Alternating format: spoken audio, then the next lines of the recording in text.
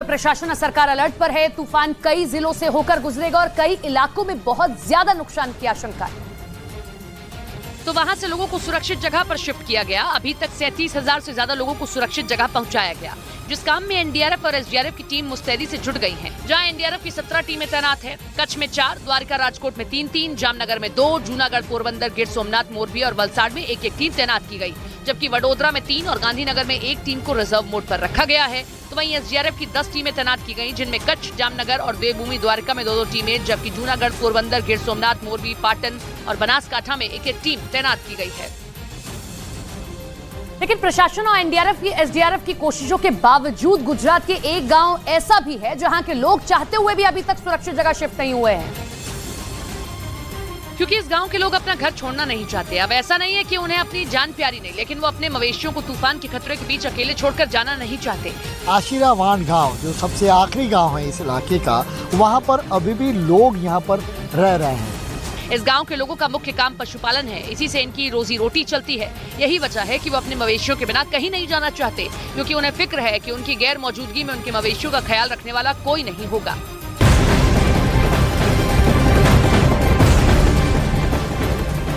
गुजरात से बिपुरजोय के टकराने की वजह से होने वाले नुकसान को कम करने में प्रशासन जुटा है, जिसकी वजह से नवलखी बंदरगाह को फिलहाल बंद कर दिया गया। नवलखी बंदरगाह पर 10 नंबर वाली चेतावनी जारी कर दी है और इसका मतलब है कि ये बंदरगाह बहुत ही ज्यादा खतरे के जोन में अब आ चुका है। तो बंदरगाह को लेकर भी डेंजर जोन जो है अब यह दिया गया है, यानी कि डेंजर जोन में है अब यह बंदरगाह। फिलहाल इस बंदरगाह को बंद किया गया, किसी भी तरीके का कामकाज यहां नहीं किया जाएगा। इसी बीच चक्रवाती तूफान बिपुरजोय से होने वाले नुकसान की संभावना को देखते हुए प्रशासन अलर्ट है। नवलखी बंदरगाह को बंद कर दिया गया। इतना ही नहीं, नवलखी बंदरगाह पर 10 नंबर का चेतावनी सिग्नल जारी किया गया, जिसका मतलब ये है कि बंदरगाह बहुत ही ज्यादा खतरे के जोन में आता है। नवलखी बंदर पे 10 नंबर का सिग्नल लगाया गया है, जिससे पता चलता है कि जो डेंजर जोन में है।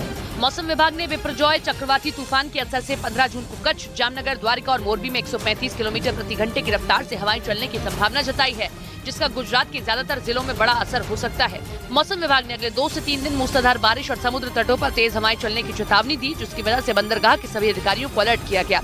साथ ही आसपास के लोगों को सुरक्षित जगह पर शिफ्ट किया गया। तूफान के खतरे के बीच गुजरात के ओखा में फंसे 50 कर्मचारियों को रेस्क्यू किया गया। तूफान के अलर्ट की वजह से समुद्र में नावों और जहाजों की आवाजाही बंद कर दी गई थी, जिसकी वजह से एक निजी कंपनी में काम कर रहे 50 कर्मचारी फंस गए।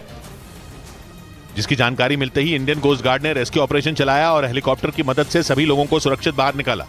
ये कर्मचारी गुजरात के ओखा के समुद्र तट से करीब 50 किलोमीटर दूर समुद्र के बीचों बीच काम कर रहे थे और जैसे ही समुद्र में लहरें उठने लगी, जहाजों की आवाजाही बंद कर दी गई, जिसके बाद इंडियन कोस्ट गार्ड ने रेस्क्यू ऑपरेशन शुरू किया और रात होते होते 26 लोगों को रेस्क्यू कर लिया गया। लेकिन उसके बाद मौसम खराब हो गया और रेस्क्यू ऑपरेशन रोकना पड़ा, जिसे सुबह होते ही फिर शुरू किया गया और हेलीकॉप्टर की मदद से बाकी बचे कर्मचारियों को बचाया गया।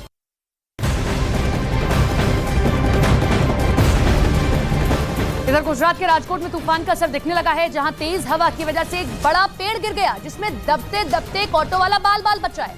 मौसम विभाग के मुताबिक तूफान जैसे जैसे पास आएगा, हवाओं की रफ्तार तेज होती जाएगी और नुकसान की आशंका इसीलिए जाहिर की जा रही है। लेकिन राजकोट से तस्वीर आप देख रहे हैं, बाल बाल बचा है ये ऑटो वाला।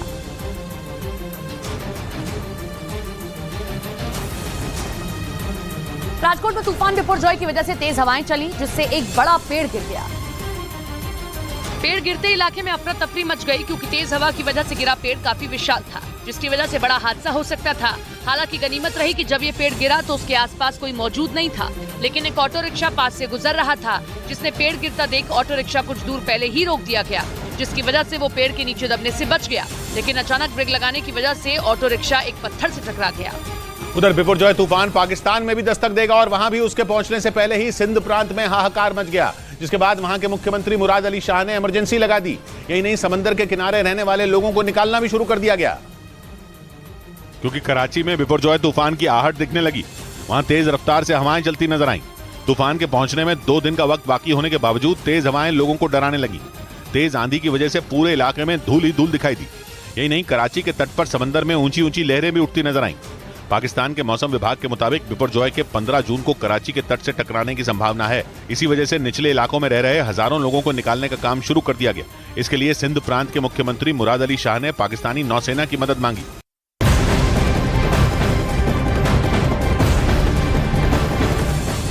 पाकिस्तान में बिपरजॉय चक्रवात का खतरा मंडरा रहा है। अब कराची के बेहद करीब पहुंच गया है, जिसकी वजह से समुद्र में ऊंची ऊंची लहरें उठ रही हैं। पाकिस्तान में 1 लाख लोगों पर तूफान का खतरा मंडरा रहा है। मौसम विभाग ने लोगों से सावधानी बरतने की अपील की है। तो देखिए, भारत में तो है ही नुकसान की आशंका, लेकिन कराची यानी कि पाकिस्तान में भी हालात कुछ ऐसे ही हैं। बिपरजॉय को देखते हुए 1 लाख लोग ऐसे हैं जिनको शिफ्ट किया जा रहा है सुरक्षित जगहों पर, लेकिन वहां हालात पहले ही आर्थिक तौर पर खराब चल रहे हैं। ऐसे में इस तूफान के कारण पाकिस्तान में और खास तौर पर कराची के जो करीब के इलाके हैं वहां हालात और गंभीर हो गए।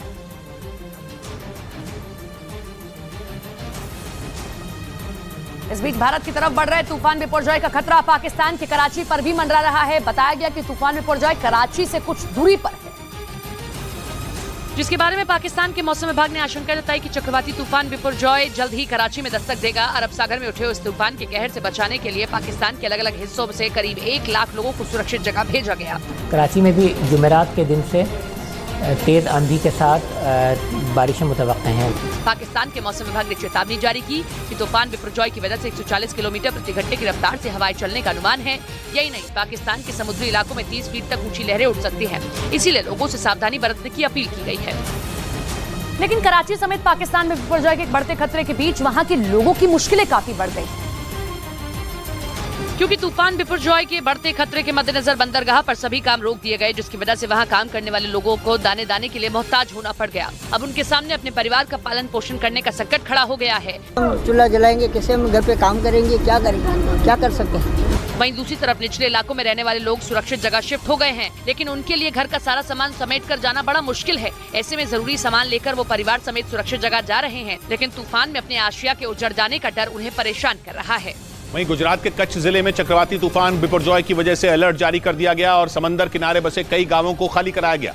बिपरजॉय तूफान तेजी से गुजरात के तटीय इलाकों की ओर बढ़ रहा है और वो अगले 2 दिन में कच्छ से टकराने वाला है, जिसके बाद समंदर में ऐसी लहरें उठ सकती हैं कि गांव के गांव बह जाएं, क्योंकि 2 दिन पहले ही कच्छ में हालात डराने वाले हो गए। समंदर की लहरें इतनी खतरनाक हो गईं कि उनसे बचना मुश्किल हो गया।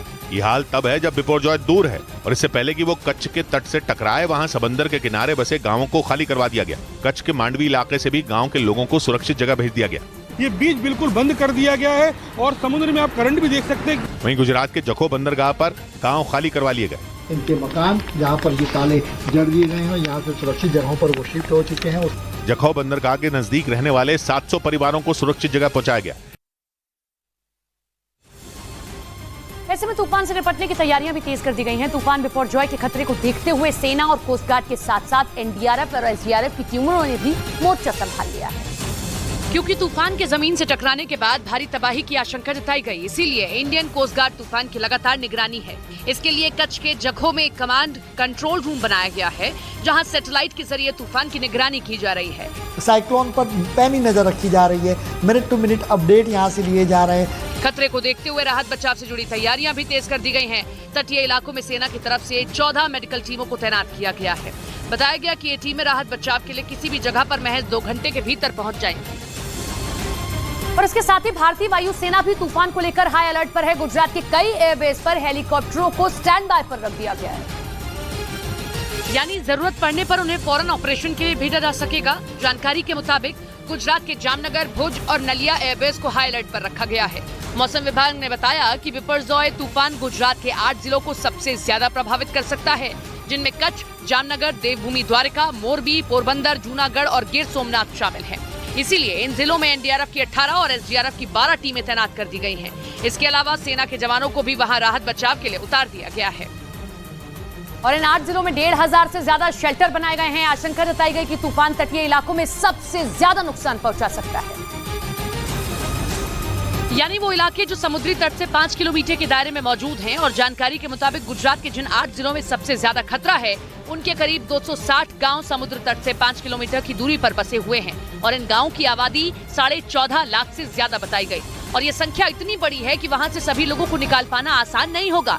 इसीलिए वहां तूफान की जमीन से टकराने से पहले राहत बचाव के काम तेज कर दिए गए। वहीं मौसम विभाग ने गुजरात में तूफान के दौरान तेज हवाओं के साथ मूसलाधार बारिश का अनुमान जताया है। ऐसे में आशंका जताई गई कि तेज हवाएं पेड़ों और बिजली के खंभों को भी नुकसान पहुंचा सकती है, जिसकी वजह से कई इलाकों की बिजली प्रभावित हो सकती है। इस परेशानी से निपटने के लिए बिजली विभाग ने करीब 600 टीमों को तैनात किया है, जबकि सड़कों की मरम्मत और सफाई के लिए 115 टीमों को लगाया गया है। वहीं स्वास्थ्य विभाग ने भी तूफान को देखते हुए अपनी कमर कस ली है और जिन जिलों में सबसे ज्यादा खतरा है वहां के अस्पतालों में जनरेटर की व्यवस्था की गई है, ताकि बिजली जाने के बाद भी काम प्रभावित न हो। इसके अलावा जरूरी दवाओं के इंतजाम के साथ साथ अस्पताल के कर्मियों की संख्या भी बढ़ाई गई है। साथ ही इमरजेंसी वाले हालात के लिए करीब 240 एम्बुलेंस तैनात की गई है।